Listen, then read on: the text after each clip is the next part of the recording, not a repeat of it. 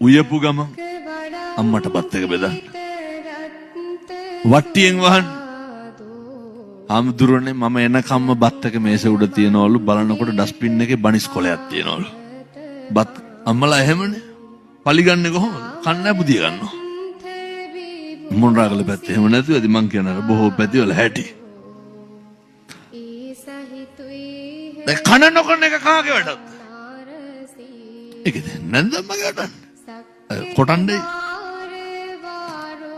මං කිව්ව වැඩට යනකොට වඳින්න කාටද? එටිනම් බැලියකින් නැන්දම්මලාට හොඳ.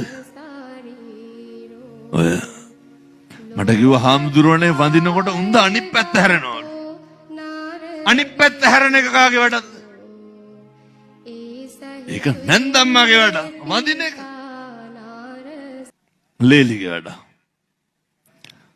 පින්නතුනි සති දෙකක් විතර අර ලේලි සංසාර කරපු තිබ්බ පිනකට වීරිය වඩලා පුරුද්දක් තියෙන නැති කාගෙන කෙරුවා.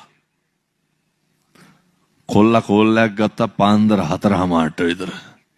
හාමුදුරුවනේ අද අම්මා නැගිටලා කිව්වා. අම්මා නැගිටලා කුස්සියේ උයනවලු. කෙල්ලටයි කොල්ලටයි හිතා ගන්න බෑ අම්මා මොකටද මේ එන්නේ කියලා. කවදාවත් නැතුව. පස්සේ නාගෙන එනකොට අම්මා කෙහෙල් කොලයක් තවනවලු. තවත් හිතා ගන්න බෑ. බත් එකක් බැඳලා ලේලිගේ බෑග් එක ගාවින් තියලා. කවුද? නැන්දම්මා. වතුර බෝතලේ වතුරක් තියනවලු. ඔෆිස් එකට ගිහිල්ලා වතුර බොනකොට වතුර එකේ අමුතු රහක් එනවලු. වෙනදා එක නෙමෙයි. උණු වතුර නිමල දාලා තියෙන බලනකොට. හරි ගියා.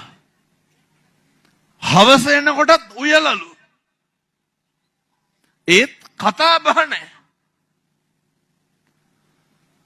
දවසක් නාලා එනකොට හැන්දෑවේ කොත්තමල්ලි එළියත් අම්බලාලු.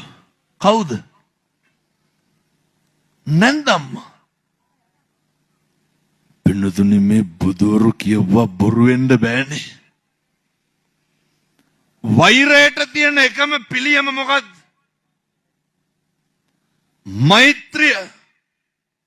හරි ගියේ නැද්ද?